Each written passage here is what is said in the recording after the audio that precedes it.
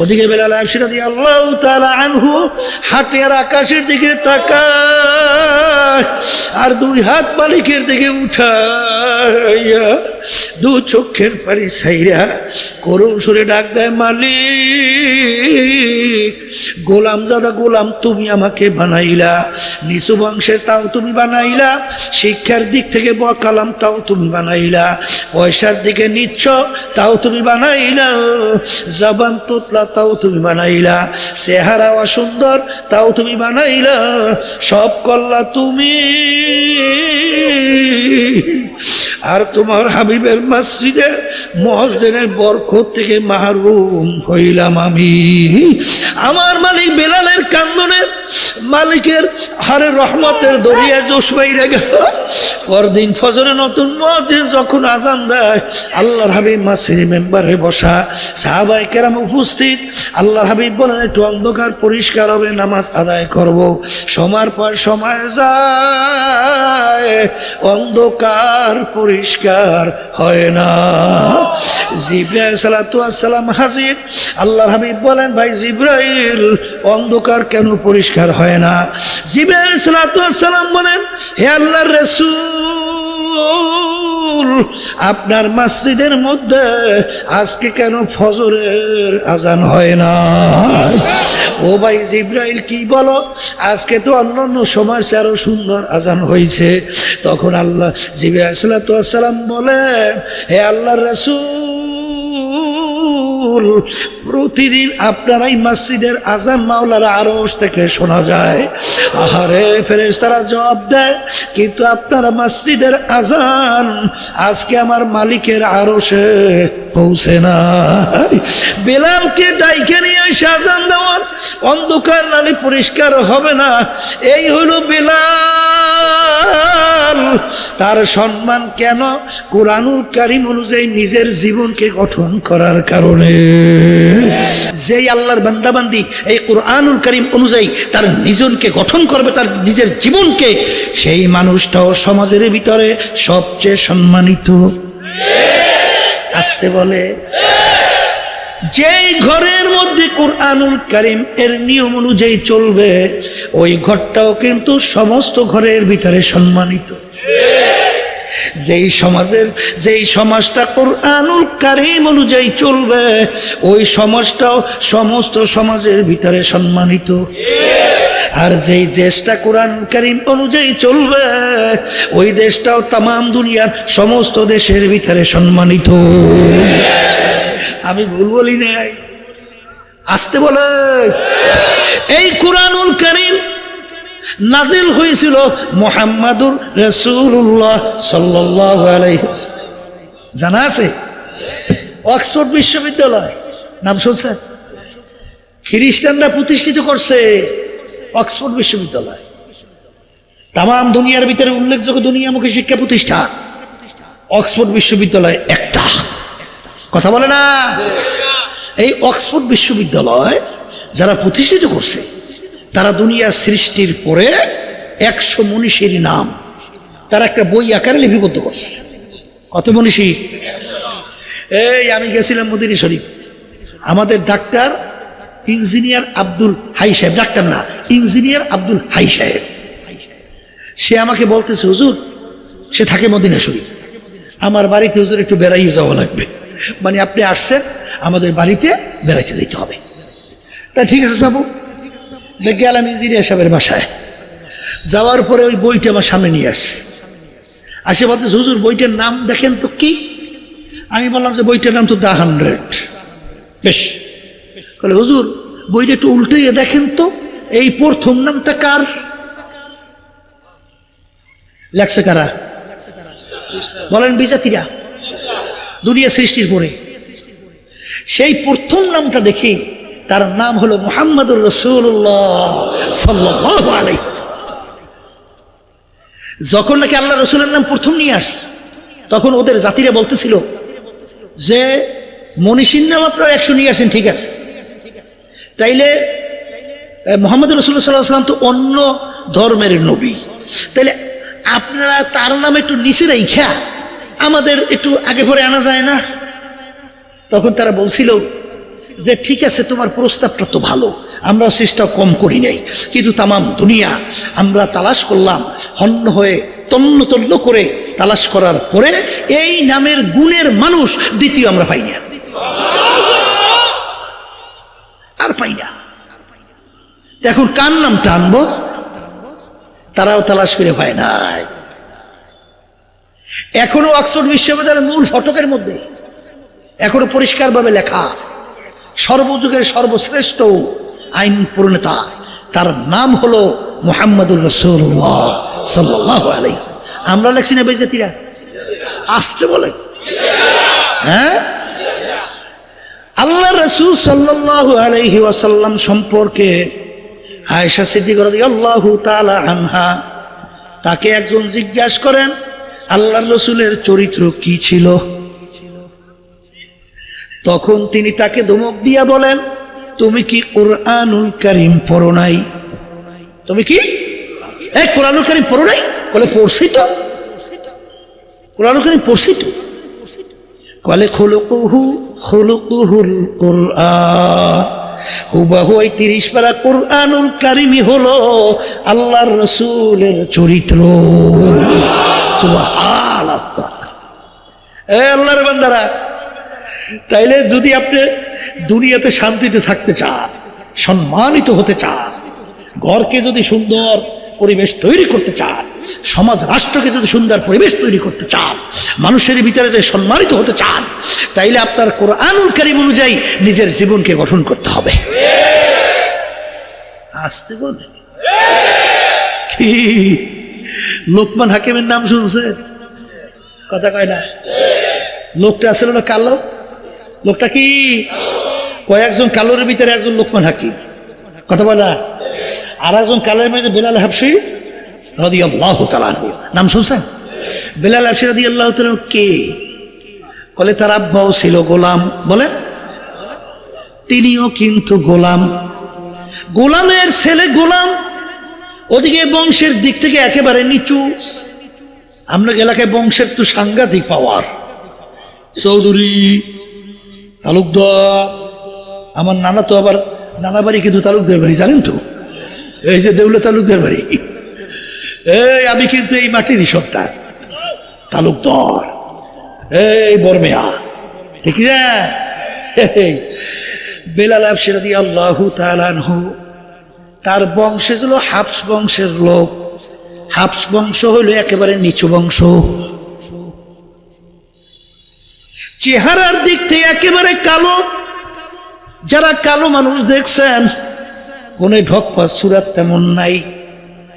আছে আছে আছে আছে কালো মানুষ দেখেন না? এই চেহারার দিক থেকেও কালো, বংশের দিক থেকে নিচু। ওদিকে আবার গোলামের ছেলে গোলাম, শিক্ষার দিক থেকে একেবারে বকলাম, কিছু জানতেন না, নিজের সাইনও জানতেন না। পয়সার দিক থেকে, টাকার দিক থেকে একেবারে নিচ্ছ। এক কথায় দুনিয়ায় চলতে যে যে আসবাব, যে গুণগুলো দরকার, একটাও কিন্তু তার নাই। ওদিকে জবান ছিল তোতলা, ঠিক মতো আশহাদু আল্লাহ শব্দ উচ্চারণ করতে পারতেন না। জবান থেকে বের হইতে আশহাদু আল্লাহ ইলাহা ইল্লাল্লাহ। কোন গুণ আছে?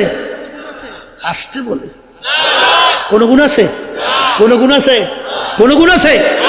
আল্লাহ রাসূল সাল্লাল্লাহু আলাইহি ওয়াসাল্লাম সবে মেরাজে বেহেশতে যখন দেখার জন্য গেলেন, বেহেশতের ভিতর থেকে খরমের আওয়াজ পাওয়া যায়। জিজ্ঞাসা করে, ভাই জিবরাইল, বেহেশতের ভিতরে কিসের খরমের আওয়াজ? আরে জিবরাইল আলাইহিস সালাম বলে, হে আল্লাহর রাসূল, আপনার বেলালের খরমের আওয়াজ পাওয়া যায়। আল্লাহু আকবার। আল্লাহ রাসূল সাল্লাল্লাহু আলাইহি ওয়াসাল্লাম সর্বপ্রথম বেহেশতে ঢোকার আগে কেউ ঢুকতে পারবে? আসতে বলে তো। আল্লাহ রাসূল সাল্লাল্লাহু আলাইহি ওয়াসাল্লাম যেই বাহনের উপরে থাকবেন বেহেশতে ঢোকার জন্য, সেই বাহনের রশিটা থাকবে বেলাল হাবশী রাদিয়াল্লাহু তাআলা আনহুর হাতে। আল্লাহু আকবার। এই আমার মালিকের কাছে বেলাল হাবশী রাদিয়াল্লাহু তাআলা আনহুর কেমন সম্মান! আল্লাহু আকবার। দুনিয়ার দিক থেকে তার কেমন সম্মান। ওমর ফারুক রাদিয়াল্লাহু তাআলা আনহু অর্ধেক দুনিয়ার মতো দেশের রাজত্ব করছিল, বাংলাদেশের মতো প্রায় 200 দেশের রাজা। যখন তিনি মজলিসের মধ্যে বসে থাকতো, আহারে বেলাল হাবশী রাদিয়াল্লাহু তাআলা আনহু যখন মজলিসের ভিতরে ঢুকতেন, তখন ওমর ফারুক রাদিয়াল্লাহু তাআলা আনহু সম্মান সূচক শব্দ ব্যবহার করতেন, সাইয়েদানা বেলাল, আমাদের সর্দার বেলাল আসছে। আল্লাহু আকবার, কোনো গুণ কিন্তু নাই। বাজান, সাহাবায়ে কিরাম একদিন বলে, আল্লাহর রাসূল, যেই মসজিদের ইমাম আপনি, সেই মসজিদের একজন উচ্চ বংশের, সুন্দর লাহানের, সুশিক্ষিত, উচ্চ শিক্ষিত একজন মুয়াজ্জিন নিযুক্ত হওয়া দরকার। আল্লাহর হাবিবের মন চায় না। সাহাবায়ে কিরাম যখন বললেন, এশার নামাজের পরে আল্লাহ রাসূল ডাক দিয়ে বলেন, বেলাল রে, আগামী দিন ফজরের আজান আর তুমি দিবে না, আর নতুন মুয়াজ্জিন মসজিদে নববীতে আজান দিবে। ফজরের সময় নতুন মুয়াজ্জিন আজান দিল, সাহাবায়ে কিরাম খুশিতে খুশিতে মসজিদে আসে। ওদিকে বেলাল হাবশী রাদিয়াল্লাহু তাআলা আনহু হাঁটে আর আকাশের দিকে তাকায়, আর দুই হাত মালিকের দিকে উঠাইয়া দু চোখের পানি ছাইরা করুণ সুরে ডাক দেয়, মালিক, গোলাম জাদা গোলাম তুমি আমাকে বানাইলা, নিচু বংশের তাও তুমি বানাইলা, শিক্ষার দিক থেকে বকালাম তাও তুমি বানাইলা, পয়সার দিকে নিচ্ছ তাও তুমি বানাইলা, জবান তোতলা তাও তুমি বানাইলা, চেহারা অসুন্দর তাও তুমি বানাইলা, সব করলা তুমি,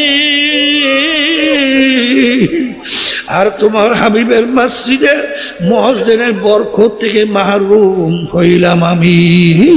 আমার মালিক বেলালের কান্দনে মালিকের হারে রহমতের দরিয়া জোশ বাইরে গেল।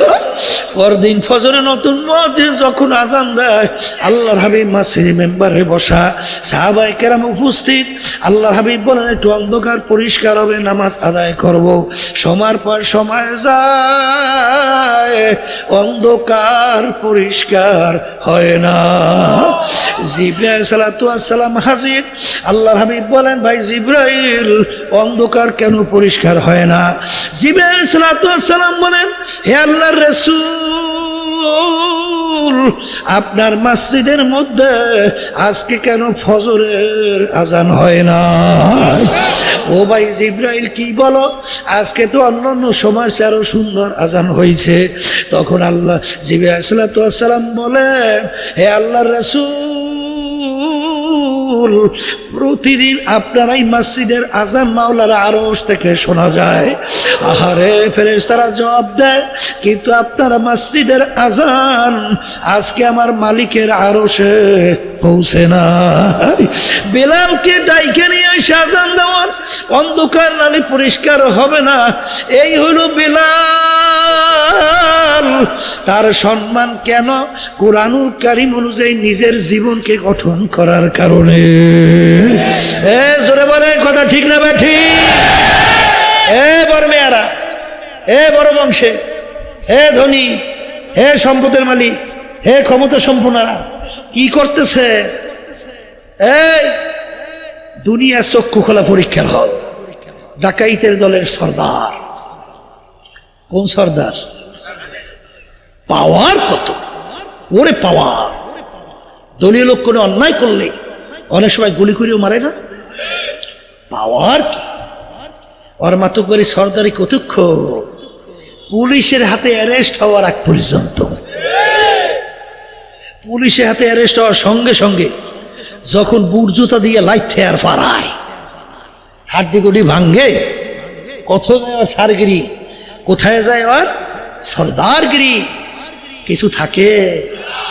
ঠিক আমার বড় লোক বাবাদেরকে আমি বলবো, বড় বংশের বাবাদেরকে বলবো, ধনী বাবাদেরকে বলবো, শিক্ষিত আমার বাবাদেরকে বলবো, পর্দারে মা বোনদেরকে বলবো, চক্ষু খোলা দুনিয়ায় আমার মালিক তোমাকে আমাকে পাঠাইলো পরীক্ষার হলে পরীক্ষা দেওয়ার জন্যে। এইখানে ধরাকে যারা সবাই জ্ঞান মনে না কইরো, আজকে যা মনে করে তা করো, আমার মালিক কিন্তু কিছু বলবে না।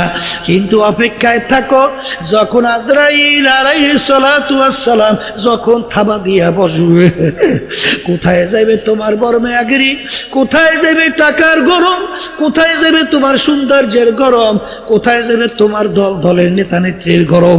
আজকে দুনিয়ার ক্ষমতা পাইয়া, আজকে স্বাধীনতা পাইয়া, আজকে আল্লাহর নীতি আদর্শ ইসলামকে বাদ দিয়া যারা আজকে প্রচলিত গণতন্ত্র যেইটা যাই না সই না যদি কেউ মানো, তাইলে কিন্তু ঈমান থাকবে না।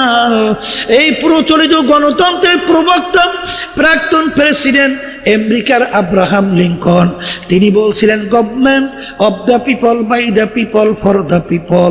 তিনি এক কথায় বুঝাতে চায় সমস্ত ক্ষমতার মালিক জনগণ। জোরে বলেন নাউজুবিল্লাহ মিন যালিক। এখন আমার বাজানদেরকে একটু প্রশ্ন করি, কেউ যদি এই কথা স্বীকার করেন বা মানেন, বোঝেন সমস্ত ক্ষমতার মালিক জনগণ, ইমান আছে না? আমি আসতে বলি, আপনারা দিয়ে আসতে কম ইমান নাই। তা তোমার নামাজের মূল্য কি? তোমার রোজার মূল্য কি? তোমার হজের মূল্য কি? এই এখন ইসলাম শিখতে হইবে যারা ঠিক মতো পেটের মধ্যে বোমা মারলেও একটা সূরা ঠিক মতো সহিবে বাইরে না, এখন হ্যাগোটে ইসলাম শিখতে হইবে, কথা কয় না। আর আমরা যে হারা বছর এই কোরআন কিতাব বুখারী শরীফ ইয়া কান্দে টানতে টানতে কান্দা বেঁকা হয়ে গেছে। আমরা ইসলাম বুঝলাম না, ওই ইসলাম বুঝতে সব পেটের মধ্যে বোমা মারলেও আউযুবিল্লাহ বিসমিল্লাহ সহি বাইরে না। কথা ঠিক নয়, দেয় না মাঝে মধ্যে হেরা ফতুয়া দেয় না আমার জন্য, না দেয় না, ফতুয়া দেয় না, দেয় না। ওরে কপাল রে কপাল, এখন হ্যাগুই তো মানা লাগবে। এখন মুফতি মহাদেশ মুফাসে সবই তারা হয়েছে, কথা ঠিক কি না? হ্যাঁ, তাই সেই কথা বলতে চাইছিলাম। এই যদি কেউ যাই না সই না মানে ইমান থাকে? ইমান না থাকলে নামাজের মূল্য কি? একটু উত্তর দেন, উত্তর দেন। রোজার মূল্য, অন্যান্য ভালো কাজের মূল্য আছে? হাদিসের মধ্যে আসছে অনেক মুসল্লি নামাজ পড়ে ইমান না। আর আল্লাহ রাসূল বলেন আখলিস দীনাকা ইয়াকফিকা আমালুল কলিল। তোমার যদি ঈমানটা নির্ভেজাল, স্বচ্ছ, পরিচ্ছন্ন হয়, তুমি অল্প আমল করবে, নাজাত পেয়ে জান্নাত যাবা। তাহলে জান্নাত আমল কাজে লাগার জন্য, জান্নাতে যাওয়ার জন্য প্রথম শর্তটা কি? আর একটু আসতে বলে। তাহলে মুসলমান বলো, বলো বাইদা আল্লাহ, ফরদা আল্লাহ, আবদা আল্লাহ। সমস্ত ক্ষমতার মালিক একমাত্র আমার আল্লাহ। আইন দেওয়ার মালিক আল্লাহ, বাসাই না মারুই না মালিক আল্লাহ, রিজিক দেওয়ার মালিক আল্লাহ, এই অন্য সব আদার্স মালিক আল্লাহ। বুঝে শুনে কইছেন? বুঝছেন? কিন্তু এই পাগলামি করা যাইবে না, যা কইবেন বুঝে শুনে কইয়েন। এই আর সেই অনুযায়ী ভিতরে বসাইতে হবে নাকি? এই যে আমার বাজানদেরকে বলতেছি, পর্দালে মা বোনদেরকে বলতেছি, কেউ রাগ করিয়েন না, পা ধরছি। আমরা তো চিল্লেই কে জানি তো মারতে বসান, কথা কাটা। বর্তমানে আমাদের বিরুদ্ধে হুলিয়া জারি করছেন, এক সাইডের বিরুদ্ধে স্লোগান ঢাকায় শোনেন না? নেশা খায়, মিথ্যা কয়, পীর সাহেব সর্ব নাই। শুনছেন না শোনেন নাই? না শোনেন নাই? এই বন্ধুরা আসেন আমাকে একটু, আল্লাহ তো গুণা মাফ করবে, নাহলে গুণার তো অভাব নাই। এই কায়দা কায়দা কিছু তো আল্লাহ করবে। এবার শোনেন না, ওদের নেতারা ঘোষণা দেয় যে পীর সাহেব সর্ব নাই, যেখানে পারবো অনেক সাইজ করবা। শোনেন কিছু না, কিছু শোনেন টুনে না। আবার সেদিনকে এক নেতায় ঘোষণা করছে, এই খুলনার মাটি বলে আমার জন্য হারাম। কি কিছু শোনেন কথাবার্তা? কিছু না শোনা যায় না, শোনা যায় না। এই আল্লাহর বান্দারা, আমরা তোমাদের শত্রু না, আমরা তোমাদের বন্ধু। এই ক্যান্সার রোগ হয়েছে, ক্যান্সার রোগ হয় নাই, এমন একটা ফোড়া হয়েছে, ফোড়া। ওই ফোড়া যদি অপারেশন না করে তাহলে ক্যান্সার হয়ে যাইতে পারে। এখন ডাক্তার তো জোর করে বান দিয়া, এখন ও তো ফোড়া অপারেশন করবেই না, কিন্তু কইতে আছে বেটা যত চিল্লাও যত লাইটাও অপারেশন না করলে কিন্তু ক্যান্সার। এখন জোর করে ধরিয়ে বাইন্দে কাটিয়া রক্তবাড়ি করিয়া এইবার তোমার ফোড়া অপারেশন করছে। কি ব্যথা পাইছো না? কষ্ট পাইছো না? তারপরে কষ্ট তো পাইছি, আবার উল্লে বলে টাকাও দিয়ে, কথা ঠিক না? কারণ ওইটা কিন্তু ক্যান্সার হওয়ার সম্ভাবনা আছে, কথা ঠিক কিনা? এ কবরের যাত্রীরা, দুনিয়ার জিন্দেগি কিন্তু একটাই, কবরে যাইয়া ঠকলে দ্বিতীয়বার যে তার সুযোগ নাই। এই যে উলামায়ে কেরাম দেখবেন অনেক সময় বয়ানের পরে তোমাদেরকে অনেক সময় শোনায়, ওয়ামা আলাইনা ইল্লাল বালাগ, আমাদের দায়িত্ব তোমাদের কাছে পৌঁছানো। কে মানবা কে মানবা না তা কিন্তু জানি না। আল্লাহর রাসূল সাল্লাল্লাহু আলাইহি ওয়াসাল্লাম যখন অন্যায়ের প্রতিবাদে ন্যায়ের পক্ষে এক আল্লাহর উপরে ঈমান আনার জন্য যখন দাওয়াত দেওয়া শুরু করলো, এমনকি তার আপন চাচারা পর্যন্ত শত্রু হয়ে গেছিল, হয় নাই? আবু তালেবের নাম শুনছেন? এই সে তো তার সহযোগিতা করছে, কিন্তু ঈমান আনে নাই। আবু লাহাবের নাম শুনছেন? আবু জাহাল শুনছেন? আল্লাহ রাসূলের চাচা না? আবু লাহাব শুধু চাচাই না, আল্লাহ রাসূল সাল্লাল্লাহু আলাইহি ওয়াসাল্লাম কিন্তু আপন বেয়াই। আল্লাহর হাবিবের দুই মেয়েকে আবু লাহাবের দুই ছেলের সঙ্গে বিবাহ দিয়েছিল। আল্লাহ রাসূল সাল্লাল্লাহু আলাইহি ওয়াসাল্লামকে কষ্ট দেওয়ার জন্য প্রকাশ্যে মানুষের মধ্যে দুই মেয়েকে দুই ছেলের মাধ্যমে তালাক দেওয়াইছে। আমি জানে এত কষ্ট দিল কেন? এই যখন নাকি অন্যায় প্রতিবাদে ন্যায়ের পক্ষে এক আল্লাহর উপরে ঈমান আনার দাওয়াত দিল, তখনই ওরা কিন্তু আপন শত্রু হয়ে গেল। শোনেন, হায়াত মাউতের মালিক কেডা? এই জন্য অনেকে বলে, আমার বাড়ি থেকেও সেদিনকার মোবাইল করে বলে সাবধানে থাকেন। এখন আমি তো হাসি, বুঝছে, কারণ হায়াতের মালিক কেডা? পাঠাইছে কে? সতর্ক থাকা সুন্নাত, এটা ঠিক আছে, সতর্ক থাকা কি থাকতে হবে, কিন্তু হায়াত শেষ হইলে লোয়ার ইঞ্জিনের মধ্যে আটকাইয়াও রাখতে পারবেন না। আমার আব্বাজান রহমাতুল্লাহি আলাইহি বলতেন যে আমাকে ভয় দেখাও, যদি কোনো বুলেটের মধ্যে আমি ফজলুল করিমের নাম লেখা থাকে, হাজার দুনিয়ার সব চেষ্টা ব্যারিকেড আমাকে ওই বুলেট থেকে ফিরাতে পারবে না। আর যদি বুলেটে আমার নাম লেখা না থাকে, হাজার বুলেট মারলেও আমাকে দুনিয়া থেকে বিদায় করতে পারবে না। কিন্তু বাজার, কোন কাজ করলে কি করলে তুমি দুনিয়ার থেকে বিদায় নিয়ে কবরে যেয়ে নাজাত পেয়ে জান্নাতে যাবা, এই কথাটা আমরা বলতে হবে। কে রাগ করবা, কে মারবা, কে গালি দেবা, তারপরে প্রয়োজন হইলে পাও ধরবো। তারপরেও এত কেন চিল্লাই? বাজান ছোট বাচ্চা 2-2.5 বছরের ঘাটের কিনারায়, আরে পানি পাইয়া পেয়ালা নিয়া ঘাটের পাশে বসে পানি পাইয়া বাচ্চারা পাইলে কি পাগলামি করে? কি বাচ্চারা পানি চাইলে হুশ দেখে? ওই আমার নাতি নাতকুনরা আছে, সুবহানাল্লাহ, ও বাথরুম আটকাইও রাখা যায় না। কে কোন সময় পাহারা দেয়, কোন সময় বাথরুমের দরজা খোলা, ওই সময় ঢুকতে যাইয়েই পানি ছাড়িয়া ওই ঢিস না এর মধ্যে আসে যে পানির মধ্যে বসে থাকে, বুঝছেন? এই একদিন তালাশ করতে আছে, আমার স্ত্রী বলতেছে যে তালাশ করে কোথায় পাই না, গেল কোথায়? কোন রুমের কোনার মধ্যে, ও সহজেও চেনারও কথাটা।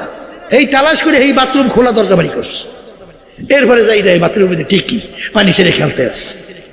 তাই বাচ্চারা পানি পাইলে অস্থির, 2-2.5 বছর বয়স, এই ঘাটলায় যাইয়া পেয়ালাও নিয়ে পানি পাইয়ে খেলা করে।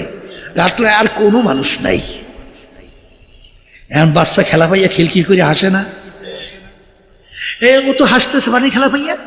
একটা বুঝদার মানুষ যখন এই ঘাটলার পাশ থেকে রওনা করে, যখন তাকে বাচ্চাটা একা ঘাটলে আর কোনো লোক নাই। যার ভিতরে মানবতা আছে, যার ভিতরে মানুষত্ব আছে, সে ওই একা বাচ্চাটাকে ওই ঘাটের পানির কিনারে রেখে যাইতে পারবে? জোরে কা পারবে? পারবে তো না, বরঞ্চ জিভে কামড় দেবে, দৌড় দিয়ে যাইয়া বাচ্চাকে ধরে। যখন বাচ্চার পানির খেলার মজা ছোটে, বাচ্চা খুশিতে খুশিতে হাসতে হাসতে তার সঙ্গে বাড়ি চলে আসে। সবাই কয় না, চিৎকারের চোটে আর লাথি। এইবার অস্ত্র তো একটা আছে, দাঁত, দাঁত দিয়ে কম রইয়া লাথি বেরিয়া যাইবে না। কিন্তু বুঝদার ডাক দিয়ে বলে, বাজান রে, তুমি তো যাইতে চাও না, তুমি তো পানির খেলা বোঝো না। এই পানি নিয়ে খেলতে খেলতে খোদা না খাস্তা তুমি যদি পানির ভিতরে একটু ঘুরে পইরা যাও, আর বাজান তোমার এই হাসি আর কোনোদিন থাকবে না। আমরা হক্কানি উলামায়ে কেরাম কুরআন এবং হাদিস অনুযায়ী দেখতেছি, এক শ্রেণী আমার ভাইরা, এক শ্রেণীর মা বোনেরা দুনিয়ার বিশেষ করে বাংলাদেশের ক্ষমতা সম্পূর্ণ দলের সঙ্গে জড়াইয়া আজকে টেন্ডারবাজিতে মজা পাইয়া, আজকে চাঁদাবাজিতে মজা পাইয়া, আজকে মানুষ মাইরা মজা পাইয়া, মিথ্যা বইলা মজা পাইয়া, আজকে জুলুম কইরা মজা পাইয়া, মানুষের সম্পদ লুটপাট কইরা বিদেশে পাচার কইরা বেগম পাড়া তৈরি করে মজা পাইয়া, আজকে বর্মেয়াগিরিতে মজা পাইয়া, আজকে যখন ওদের বিরুদ্ধে বলি তখন সুযোগ পাইলে আমাদেরকে মারতেও চায়, মারতেও চায়, গালিও দেয়, কিন্তু তারপরেও সারি কেন? সারি না। আল্লাহর রাসূল বলছেন, যেই হারাম মালের দ্বারা রক্ত এবং গোশত তৈরি হবে ওর জায়গা জাহান্নাম, ছাড়া হবে না। নামাজ পড়তে পড়তে কপালে দাগ পড়াইতে পারো, 10 বার হজ করতে পারো, তাহাজ্জুদের নামাজ কামাই নাই, তাসবিহ নিয়ে 24 ঘন্টা জিকির করতে পারো, কিন্তু যেই মাল হারাম মালের দ্বারা উপার্জিত হবে, ওই মালের দ্বারা রক্ত এবং গোশত তৈরি হবে, ওর জায়গা জাহান্নাম, ছাড়া হবে না। এই আমি বলছি, আসতে কয়, কোন মোল্লা মৌলভী বলছে? কোন আলেম পীর মুফতি কে বলছে? আল্লাহ রাসূল সাল্লাল্লাহু আলাইহি ওয়াসাল্লাম। এখন এটা আমরা বলবো না, এই বেটা সাদাবাজি করিস না, হারাম। এই বেটা ক্ষমতার চেয়ারে বসে ঘুষ খাইস না, সুদ খাইস না।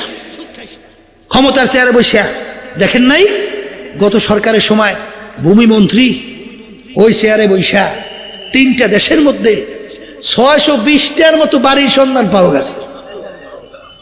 কয়টা বাড়ি? 620, 3 দেশে। প্রথম আলো পত্রিকায় এই রিপোর্ট আসছে। আচ্ছা, তাই 620টার মতো বাড়ি দাম বলে বেড়ায় 5,700 এত কোটি টাকা। আচ্ছা, এই টাকাটা সব তার আব্বাই রেখে গেছিল তো, তাহলে তার দাদা রাখছে, এই জন্য ওয়ারিশ সূত্রে পাইছে। কোথার থেকে পাইছে? ওই ক্ষমতার চেয়ারে বৈশা। এই আমার ঘাম ঝরানো আমার বাজানরা, রিক্সা চালক আমার বাজানরা, রাস্তার ভিতরে রোদের ভিতরে রিক্সা চালায়, মাথার ঘাম টপ টপ করে পড়তে থাকে, চেহারা কালো হয়ে যায়।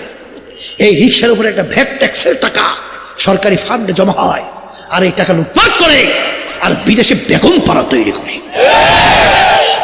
ঠিক যাবে? ঠিক। ও মানুষ না, ও শুয়ারের চেয়েও খারাপ।